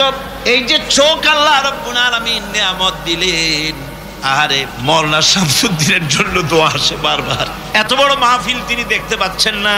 আয় আল্লাহ, ডাক্তার তো আমাদের নিরাশ করেছে, তোমার রহমত থেকে আমরা নিরাশ হই নাই। তুমি তার চোখ ভালো করে দিতে পারো, বলেন আমিন। এই চোখ দুটি যদি না থাকতো, তাহলে আমার জীবনের, আমাদের জীবনের সবচাইতে আপনজন, সবচাইতে প্রিয় মুখ, আমার মায়ের মুখ আমি দেখতে পেতাম না।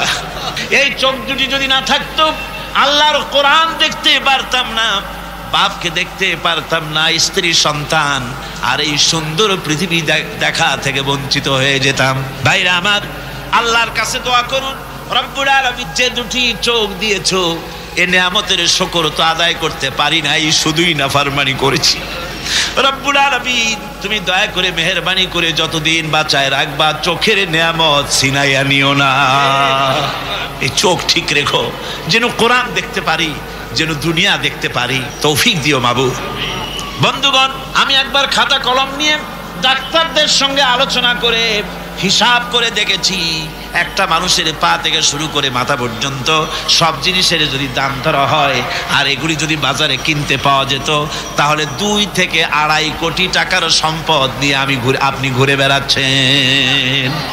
2 থেকে 2.5 কোটি টাকার সম্পদ যদি কিনতে পাওয়া যেত বাজারে। আল্লাহ রাব্বুল আলামিন এত বড় নিয়ামত দিলেন, চোখ দিলেন, কান দিলেন, ব্রেন দিলেন।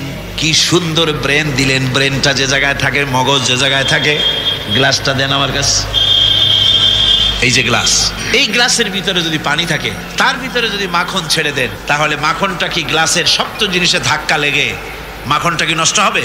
হবে না, পানি আছে বলে ওটা আরামে থাকবে। ব্রেনটা, মাথা হচ্ছে হাড় দিয়ে তৈরি। এই হাড়ের ভিতরে শুকনা জায়গায় ব্রেনটা থাকলে পরে ব্রেনটা ধাক্কা লেগে লেগে ব্রেন তার পারপাস সার্ভ করতে পারবে না। এই জন্য ব্রেনের ভিতরে সামান্য ভ্যাসলিনের মতো একটু পানির মতো থাকে, যার উপরে ব্রেনটা ভাসমান থাকে। সুবহানাল্লাহ। ডাক্তারেরা অবাক হয়ে যায়। এই জন্য বড় বড় ডাক্তার নাস্তিক হয় না, বড় বড় বিজ্ঞানী নাস্তিক হয় না। নাস্তিক হয় শুধু রাম ছাগলেরা। কারা হয়? আমি এদের কি বলবো? ছাগল ছাড়া আর কিছুই বলতে পারি না। আহারে কি সুন্দর এই শরীর। তারপরে আপনার যে হার্ট আছে, হার্ট যদি অ্যাটাক করে, হার্টের ভিতরে কতগুলি আর্টারি আছে, আর্টারিগুলো ব্লক হয়ে যেতে পারে। আর্টারি ব্লক হলে পরে ওপেন হার্ট সার্জারি করা লাগে। ওপেন হার্ট সার্জারি করে নতুন রগ আপনি পাবেন কোথায়? এই জন্য আল্লাহ রব্বুল আলামিন প্রত্যেক মানুষের পায়ের সাথে, রানের সাথে স্পেয়ার পার্টস রেখে দিয়েছেন। ওখানে তার আছে, রগ আছে। ওই রগ ওখান থেকে ডাক্তাররা কেটে নিয়ে হার্টে লাগায় দিয়া আবার মানুষটাকে সচল করে দেয়। কিডনি একটা হলে চলে, সেখানে 2টো কিডনি। চোখ একটা হলে চলে, সেখানে 2টো চোখ। কান একটা হলে চলে, সেখানে 2টো। সব ডাবল ডাবল, যেন বান্দার কোনো কষ্ট না হয়। জোরে বলেন সুবহানাল্লাহ। এত সুন্দর করে আল্লাহ রাব্বুল আলামিন বানালেন। আল্লাহ বলেন আমি আছি, আমি যে আছি এগুলি তার প্রমাণ। এগুলি এমনে এমনে হয় নাই, আমি সব সৃষ্টি করেছি। জোরে বলেন সুবহানাল্লাহ। আল্লাহর মোকাবেলায় এই শক্তিশালী প্রচন্ড ক্ষমতার মালিক আল্লাহ রাব্বুল আলামিনের মোকাবেলায় মানুষের চূড়ান্ত অক্ষমতা, মানুষের কোনো ক্ষমতা নাই। আছে নাকি ক্ষমতা? আল্লাহর মোকাবেলায় কোনো ক্ষমতা আছে? নাই, কোনো ক্ষমতা নাই। তাই আবার বলে সকল ক্ষমতার উৎস জনগণ। এটা একটা শিরকি কথা, কবিরা গুনাহ এরকম কথা বলা। একথা কোনো মুসলমান বলতে পারে না, আর বিশ্বাসও করতে পারে না। সকল ক্ষমতার উৎস জনগণ, এমন কথা বলা হারাম। জনগণ শুধু ভোট দিতে পারে। ক্ষমতা দেওয়ার মালিক কে? জোরে বলেন মালিক কে? আল্লাহ যদি ক্ষমতা ছিনাই নিতে চান, তাহলে যত জেদ দেখাও কোন জেদ কোন চুলায় যাবে টেরো পাবা না। ঠিক কিনা কন, জোরে কন ঠিক কিনা? ভাইরা আমার, আল্লাহ রাব্বুল আলামিন বলেন মানুষের অক্ষমতা কত বেশি দেখো।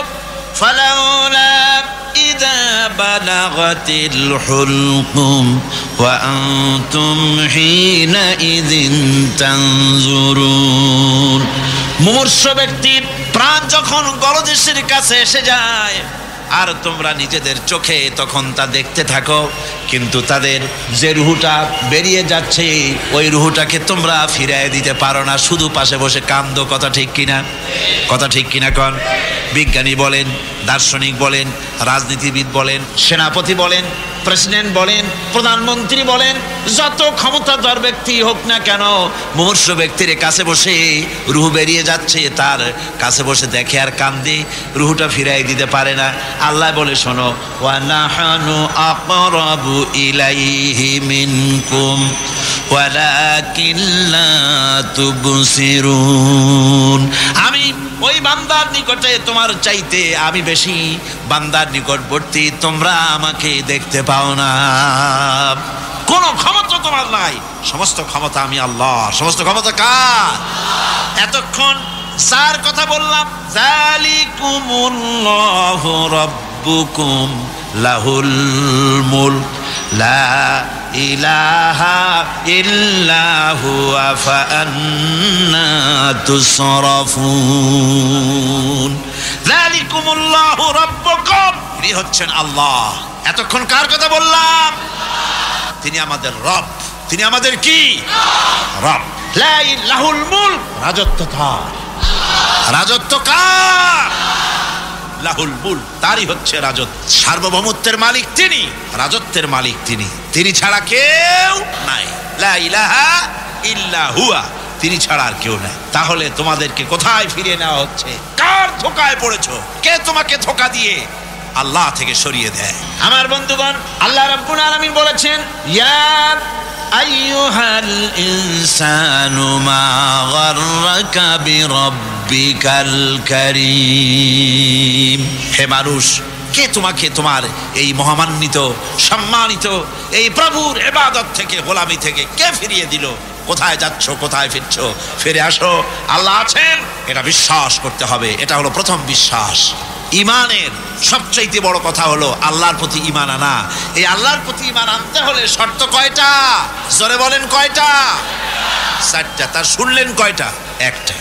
একটা শুনেই যদি এই যে মাঝখানে যে হাঁটেন, আমি কিন্তু বারবার বলি প্রতি বছর, আল্লাহর হস্তে এই বেয়াদবিটা কেউ করবেন না। অবশ্য বুড়া মানুষ যারা আছেন এক পাশে বসলে ভালো হয়। তাহলে কোরআনের কথা লোকেরা যখন প্রাণ দিয়ে, কান দিয়ে, মন দিয়ে একাগ্রতার সাথে শুনতে থাকে, আর আপনি যদি তখন এটা একটা মামু বাড়ির বারান্দা মনে করেন, হাঁটতেই থাকেন, কেমন? এই বেয়াদবিটা আল্লাহর হস্তে করবেন না। কোরআনের মাহফিল, আল্লাহ যেন কাউকে বেয়াদবি যেন না করান। সবাই বলি আমিন। পেশাব পায়খানা আসতে পারে, স্বাভাবিক।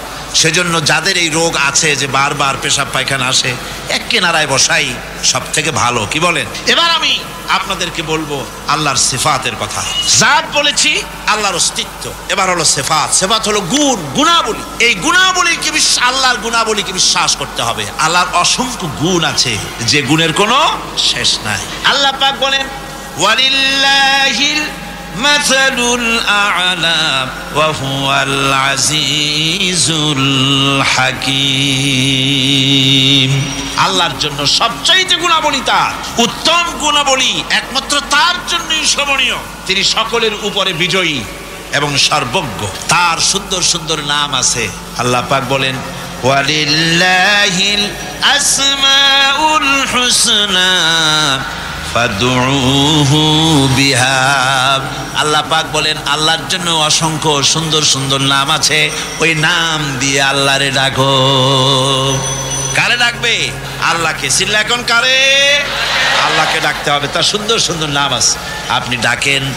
ইয়া আল্লাহ বলেন, ইয়া আল্লাহ, ইয়া রহমান, ইয়া রহিম, ইয়া হাই, ইয়া কাইয়ুম, ইয়া জব্বার, ইয়া সত্তার, ইয়া গফফার, ইয়া মুতাকাব্বির, ইয়া আজিজ। আল্লাহর অসংখ্য নাম রয়েছে, 99টা সুন্দর সুন্দর নাম। আল্লাহ পাক বলেন এই নামে আমারে ডাকো। কিন্তু আমার দেশের এক শ্রেণীর মূর্খ মুসলমান আছে যারা আল্লাহরে বাদ দিয়া ইয়া আব্দুল কাদের শাইয়ান লিল্লাহ, হে আব্দুল কাদের জিলানী আমারে কিছু দাও। জোরে কর নাউজুবিল্লাহ, জোরে বলেন নাউজুবিল্লাহ।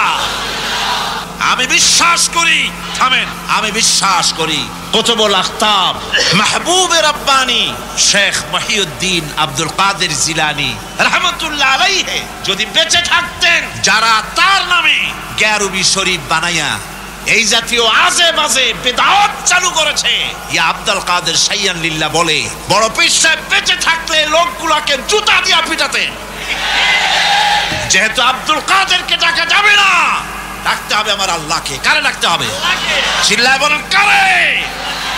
এই গ্যারুবি শরীফ তোমরা বানিয়েছো, বিদআত জায়েজ না। ইমাম মালিক রাহমাতুল্লাহ আলাইহি বলেছেন, মান ইবতাদা বিদআতান ফিল ইসলাম ওয়া ইয়ারাহা হাসানাতান ওয়া হুয়া ইয়াজউমা আন্না মুহাম্মাদান সাল্লাল্লাহু আলাইহি ওয়াসাল্লাম قد খান আর-রিসালা ওয়াল্লাহু সুবহানাহু ওয়া তাআলা ইয়াকুল আল ইয়াওমা আকমালতু লাকুম দীনাকুম ওয়া আতমামতু আলাইকুম নি'মাতি ওয়া রাদিতু লাকুমুল ইসলাম দীনা। ইমাম মালিক রাহমাতুল্লাহ আলাইহি বলছেন, মান ইবতাদা বিদআতান ফিল ইসলাম, যে ব্যক্তি ইসলামের মধ্যে কোনো নতুন কাজ চালু করলো, ওয়া ইয়ারাহা হাসানাতান, আর সে মনে করলো আমি একটা সুন্দর জিনিস চালু করছি, সুন্দর জিনিস, যেমন নামাজের আগে আসসালাতু আসসালামু আলাইকা ইয়া রাসূলুল্লাহ, না আযানের আগে আসসালাতু আসসালামু আলাইকা ইয়া রাসূলুল্লাহ, আসসালাতু আসসালামু আলাইকা হাবিবাল্লাহ। তারপরে ফজরের আযান হয়ে গেলে পরে মসজিদ থেকে বলা হচ্ছে আর মাত্র 15 মিনিট বাকি আছে, আর মাত্র 5 মিনিট বাকি আছে। কোথায় পেয়েছেন এসব কথা? রাসূলুল্লাহর মসজিদে আযানের আগে আসসালাতু আসসালামু আলাইকা রাসূলুল্লাহ বলা হতো? বলেন হতো? আযানের পরে মসজিদ থেকে ডাকা হতো, আর ডাকা নামাজের জন্য ডাকার একটাই পথ আযান, মসজিদ থেকে আর কোনো আওয়াজ নাই নামাজের জন্য। অবশ্য সাহাবায়ে কেরাম রিদওয়ানুল্লাহি তাআলা আলাইহিম আজমাইন নামাজের সময় আসতে গিয়ে আসসালাত আসসালাত এভাবে আওয়াজ করতেন, লোকেরা আসতেন। এখন আপনি যদি মনে করেন যে আমি আযানের পরে আর মাত্র 5 মিনিট বাকি আছে বলে আওয়াজ দিচ্ছি, লোকেরা বেশি পরিমাণ জামাতে আসবে, আর মনে করলেন আমি একটা ভালো কাজ চালু করলাম।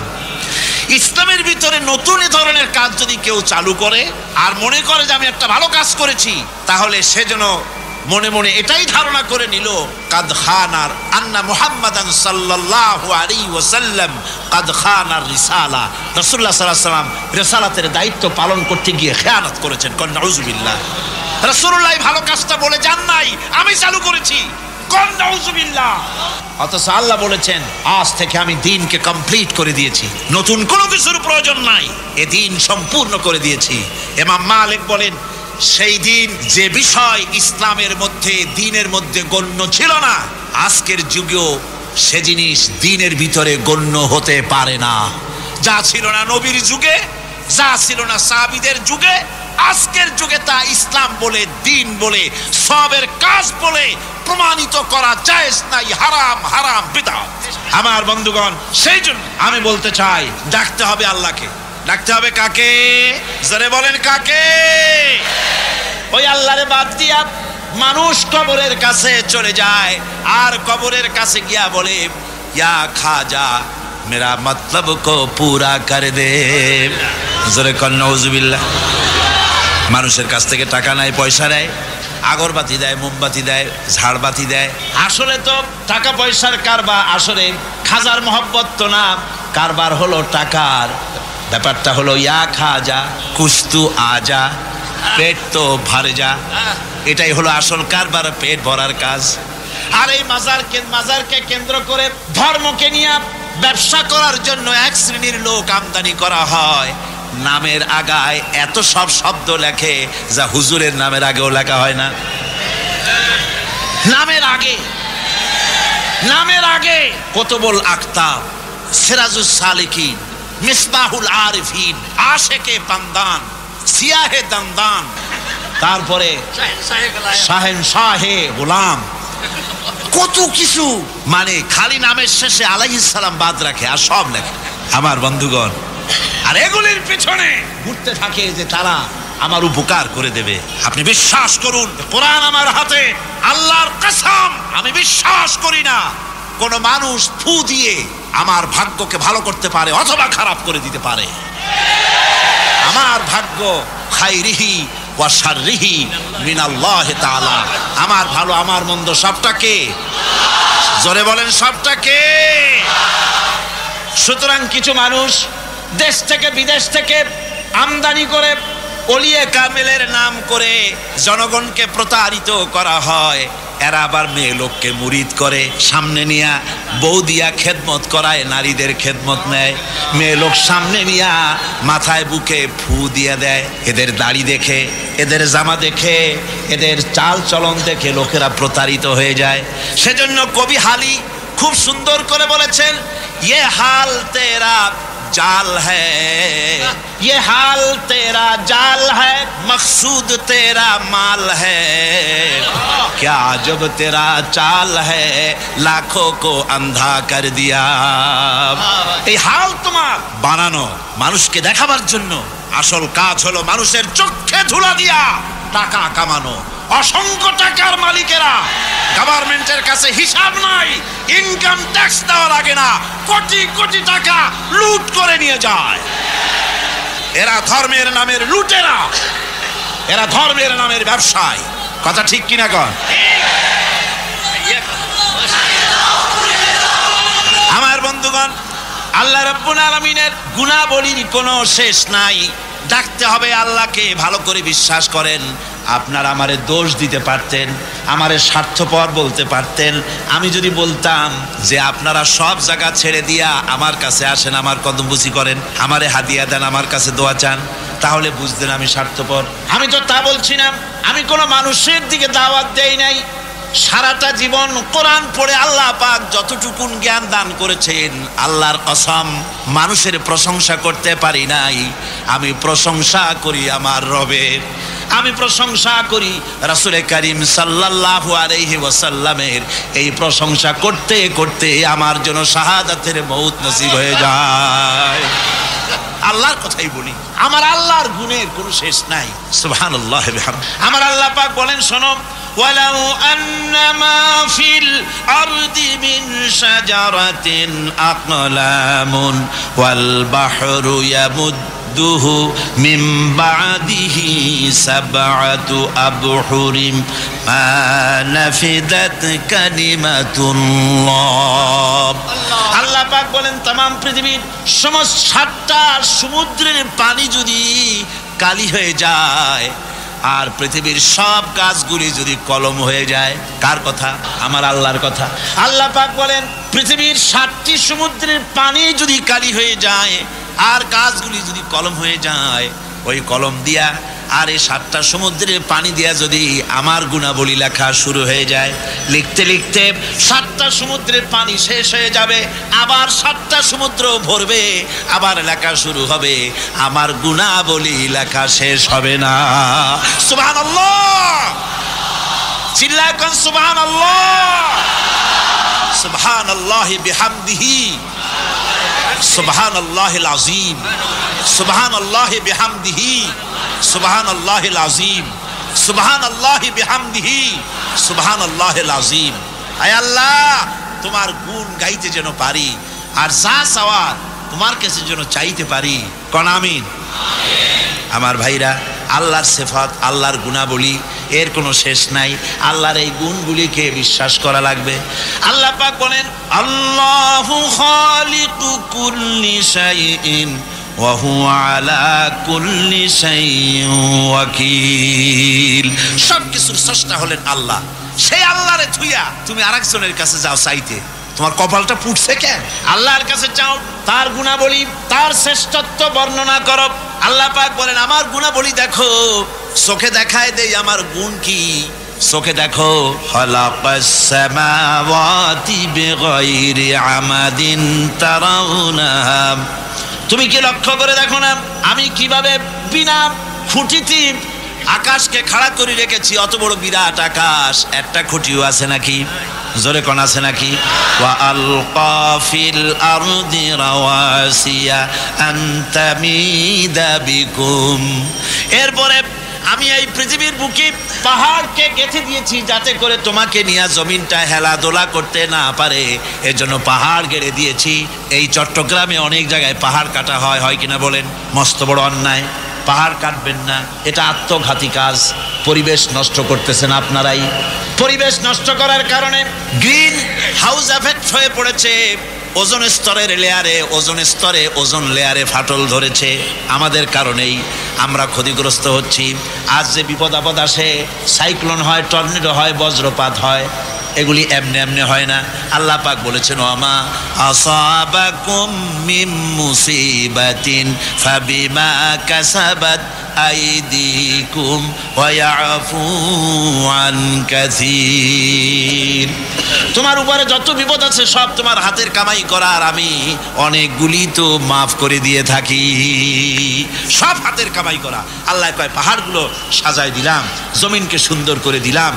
এই যে আমি সব করলাম, গাছ দিলাম, বাড়ি দিলাম, জমি দিলাম, গরু দিলাম, বাছুর দিলাম, বউ দিলাম, বাচ্চা দিলাম, সবকে দিলাম। সবকে সৃষ্টি করেছেন। এবার আল্লাহ চ্যালেঞ্জ করছেন, হাদা খালকুল্লাহি ফাআরুনি মাযা খালাকাল্লাযীনা মিন দুনিহি। এ হচ্ছে আমার সৃষ্টি। আকাশ কার সৃষ্টি? এ জমিন কার সৃষ্টি? এই দিকের লোকেরা কথা কয় না। আপনাদের হইছেটা কি? আকাশ কার সৃষ্টি? এ জমিন কার সৃষ্টি? এ মানুষ কার সৃষ্টি? পাহাড় কার? গাছ কার? গবাদি পশু কার? সমুদ্র কার? চন্দ্র কার? সূর্য কার? এবার দেখাও আল্লাহ ছাড়া তোমার কে কোন জিনিসটা বানাইছে? ফারুনি, দেখাও আমাকে, আমি আল্লাহ ছাড়া কি বানাইছি তোমার? সব আমি বানাইছি। আল্লাহ রাব্বুল আলামিন বলেন, তোমরা বড় ধোকার ভিতরে পড়ে আছো। সমস্ত সৃষ্টি আমি করেছি। আমি সৃষ্টি করে তোমার কল্যাণের জন্য সব ছড়ায় দিয়েছি। এমনকি আমি আকাশ থেকে জমিন থেকে খাদ্য দিয়ে তোমাদেরকে বাঁচাইছি। সমস্ত ক্ষমতা আমার। পশু পাখিকে খাবার দেই। এই পৃথিবীতে যত কিছু আছে সব কিছুর খাবার আমি পৌঁছাই। আর এভাবে করে প্রাণী সমূহকে প্রতিপালন এবং খাদ্যের ব্যবস্থা আমি আল্লাহ রাব্বুল আলামিন করে দেই। এখন বলো, দেখো আমাকে তোমরা চেনো। ফাযালিকুমুল্লাহু রাব্বুকুমুল হক। এই আল্লাহই হচ্ছেন তোমাদের প্রকৃত রব, যিনি গাছপালা, তরুলতা, মানব, জিন, ইনসান, কীট পতঙ্গ এবং তার সমস্ত প্রয়োজন যিনি প্রয়োজন করেছেন। ফাযালিকুমুল্লাহু রাব্বুকুমুল হক। তিনি হচ্ছেন প্রকৃতপক্ষের রব। ফামাযা বাদাল হক ইল্লা দালাল। সুতরাং এখন আর সত্য যখন সুস্পষ্ট হয়ে গেল, এখন গোমরাহি ছাড়া আর কিছুই বাকি রইল না। সত্য স্পষ্ট হয়ে যাওয়ার পর বাকি যা আছে সব কি? গোমরাহি। আল্লাহ পাক বলেন, দেখো আমার সিফাত, আমার গুণ হলো আমি খেতে দেই। মানুষ বানাইছি, প্রাণী বানাইছি। খেতে দেয় কে? জোরে কোন? লাহু মাকালিদুস সামাওয়াতি ওয়াল আরদ ইয়াবসুতুর রিজকা লিমান ইয়াশা। আল্লাহ বলেন, রিজেকের চাবিকাঠি আমার হাতে। যারে খুশি পর্যাপ্ত দেই, যারে খুশি পরিমিত দেই। রিজকের চাবিকাঠি আমার হাতে, সবারই আমি খাওয়াই। সমস্ত প্রাণীকে কে খাওয়ান? জোরে কোন কে খাওয়ান? আল্লাহ পাক। আর কি খাওয়া খায় মানুষে আর অন্যান্য প্রাণীরা? সুবহানাল্লাহ কর আমার ভাইরা। এবার এই যে আমেরিকা থেকে আসলাম, আমি যে বললাম ক্যালিফোর্নিয়া একটা প্রোগ্রাম, ক্যালিফোর্নিয়া থেকে লস অ্যাঞ্জেলেস, ক্যালিফোর্নিয়ার লস অ্যাঞ্জেলেস শহরে আমার প্রোগ্রাম। 3 দিন ছিলাম সেখানে। তারা আমাকে বলল যে 3 দিনের মধ্যে আমরা একটা দিন রেখেছি আপনার একটু রিক্রিয়েশনের জন্য, একটু সাইট সিন দেখাবার জন্য। আমি তাদের শুকরিয়া আদায় করলাম যে আল্লাহ আপনাদের প্রতি রহম করুন। যেহেতু ঢেকি যেখানে যায় সেখানেই বাড়া বানায়। আপনারা যে আমার জন্য দিচ্ছেন সাইট দেখা, আমি শুকরিয়া আদায় করছি। তো কোথায় নেবেন? তারা বলল সি ওয়ার্ল্ড দেখাবো আপনাকে। বললাম আচ্ছা, ভালো কথা। লস অ্যাঞ্জেলেস থেকে সান দিয়েগো 300 মাইল দূরে, প্রশান্ত মহাসাগরের পাড়ে সান দিয়েগো। সেখানে সি ওয়ার্ল্ড, সমুদ্রের ভিতরে যে সমস্ত প্রাণী আছে, তিমি মাছ বাদে বাকি যদ্দূর সম্ভব হয়েছে তারা সেখানে তা রেখেছে। সমুদ্রের প্রাণীগুলো যে পরিবেশে থাকে সেই ধরনের পরিবেশ তৈরি করে রেখেছে। বিশাল এরিয়া। সকাল 9টা থেকে শুরু করে মাগরিবে রক্ত হয়ে গেছে, তখন মনে হলো আমি 1/3 দেখতে পেরেছি মাত্র। এত বড় এরিয়া। তো একটা এলাকা আমাকে নিয়ে গেল, সেখানে একটা 5-6টা মাছ আছে। সে মাছের নাম বলল তারা শিমু, মাছের নাম শিমু। মাছটির পিছনটি কালো, বুকটা সাদা। সেখানে লেখা আছে মাছের পরিচয়। প্রায় 10,000 লোক বসতে পারে, এ ধরনের গ্যালারি সিস্টেম আছে, টিকিট করে বসতে হয়। বসলাম সেখানে। এই মাঠের মতো বিরাট পুকুর, সেই পুকুরের মধ্যে মাছগুলি খেলবে। মাঝখানে আছে একটা স্টেজ, ওইখানে খেলোয়াড়রা আছে, তারা মাছের সঙ্গে খেলা করবে। মাছটার ওজন হচ্ছে 2,500 পাউন্ড। এ মাছের খাদ্য হলো প্রতিদিন 200 পাউন্ড। যখন হা করে, তার মধ্যে আপনার আমার মতো 2-3 জন অনায়াসে চলে যেতে পারবো, মাছে টের পাবে না যে ঢুকলো কি। এই 2,500 পাউন্ডের ওজনের এই শ্যামু মাছটি মানুষের সাথে সাথে মানুষের বাঁশি বোঝে, মানুষের হাতের ইঙ্গিত বোঝে, ওয়েল ট্রেন্ড, হাতের ইশারা বোঝে, মুখের কথা বোঝে। খেলোয়াড় তাকে ইশারা দিল, সে তখন তার 2টি ডানা দিয়ে হাতের ভাবে তালি দিল, আর মানুষেরা হাতে তালি দিল। তারপরে যে খেলা করে সে মাছের সাথে ডুব দিল পানির নিচে, মাছটাও ডুবে গেল পানির নিচে। এরপরে মাছটা মানুষটাকে কোথায় যে গেল আর দেখি না। অনেকক্ষণ পর মাছটা মানুষটাকে মাথার উপরে নিয়ে তারপরে পানি ছুঁয়ে 25 ফিট উপরে উঠে গিয়েছে লাফ দিয়া। ওইখান থেকে মানুষটা ডিগবাজি খেতে খেতে পড়লো, আর মাছটাও ঠিক একইভাবে ডিগবাজি খেতে খেতে পানির ভিতরে পড়ে গেল। আমি চিন্তা করলাম 200 পাউন্ড খাদ্য হলো এই শিমুর, তাহলে তিমির খাদ্য কত টন দৈনিক কত টন খাদ্য খাবার দিতে হয় তিমিকে। সি লায়ন দেখলাম, বিশাল সি লায়ন। তারপরে আল্লাহর সব সৃষ্টি দেখে অবাক হয়ে গেলাম। এখানে এই কয়টা মাছকে খাওয়াতে গিয়ে হয়রান হয়ে যাচ্ছে কর্তৃপক্ষ। ব্রিটেনে যে জু আছে, লন্ডন চিড়িয়াখানা, তাদের চিড়িয়াখানার প্রাণীগুলিকে খাইতে দিতে পারে না বলে চিড়িয়া তারা ছেড়ে দেবে। এ খবর পেয়ে সৌদি আরবিয়া হাজার বিলিয়ন ডলার দান করছে জানোয়ারগুলো বাঁচাবার জন্য। যাই পড়েন, আমি আর কিছু বললাম না। আল্লাহ রহম করুন, এদের হেদায়েত করুন, জোরে কোন আমিন। এখন সেই প্রাণীগুলি, সমুদ্রের অত বড় বিশাল তিমি, একটার 2টা কি কন, এই অসংখ্য তিমি মাছগুলি টনকে টন খাদ্য যার ডেলি লাগে। তিমি মাছের, শ্যামু মাছের, সি লায়নের, ডলফিনের, এই যে লক্ষ লক্ষ টন খাদ্য তার লাগে। বাঘের খাদ্য লাগে, হাতির খাদ্য লাগে, ব্যাঙের খাদ্য লাগে, সাপের খাদ্য লাগে। আপনার আমার কাছে বলেন, এই খাদ্যগুলি পৃথিবীর কোনো ব্যাংকে জমা আছে নাকি? পৃথিবীর কোন ব্যাংকে, কোন খাদ্য গুদামে তিমির খাদ্য নাই, ব্যাঙের খাদ্য নাই, সাপের খাদ্য নাই। আর সকলের খাদ্য তো একরকম না। তিমি যেটা খায় শ্যামু সেটা খায় না, শ্যামু যেটা খায় ডলফিন সেটা খায় না, ইলিশ মাছ যেটা খায় বোয়াল মাছে সেটা খায় না, হরিণে যেটা খায় বাঁদরে সেটা খায় না, আবার শুয়ারে যেটা খায় গাধায় সেটা খায় না, বাঘে যেটা খায় শিয়ালে সেটা খায় না। এক একজনের এক এক রকমের খাবার। এই যে লক্ষ লক্ষ কোটি কোটি প্রাণীগুলি, ব্যাংকে কোনো জমা নাই, সঞ্চয় নাই। আল্লাহ কয় সকাল বেলায় খালি পেটে তিমি বের হয়, হাতি বের হয়, গন্ডার বের হয়, পিঁপড়া বের হয়, সাপ বের হয়।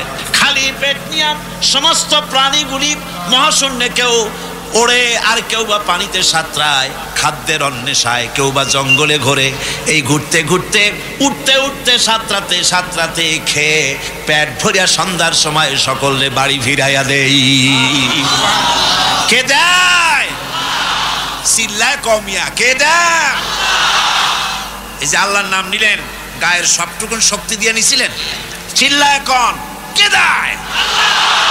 আলহামদুলিল্লাহ, আলহামদুলিল্লাহ। আল্লাহ রাব্বুল আলামিন বলেন, ওয়া মা মিন দাব্বাতিন ফিল আরদি ইল্লা আলাল্লাহি রিজকুহা ওয়া ইয়ালামু মুস্তাকাররাহা ওয়া মুস্তাওদাআহা কুল্লুন ফি কিতাবিম মুবিন। এই পৃথিবীর ভিতরে এমন কোন বিচরণশীল জীব নাই যে জীবের রিস্কের দায়িত্ব আমার হাতে আমি তুলে নেই নাই। সুবহানাল্লাহ। সমস্ত রিস্কের দায়িত্ব আমার। আর কোন প্রাণী কোথায় থাকে তার অবস্থান স্থল আমার জানা আছে। সুবহানাল্লাহ। পৃথিবীতে সমুদ্রের অতল তলদেশে শৈবালের সাথে, পাথরের সাথে ছোট্ট একটা প্রাণী 2-3 মাইল পানির নিচে সমুদ্রের ভিতরে পাথরের সাথে লেগে থেকে ক্ষুধার যন্ত্রণায় যদি চিৎকার মারে, এ পৃথিবীতে কেউ শোনে না। আল্লাহ পাক বলেন, আমি শুনি আর খাবার পাঠাই।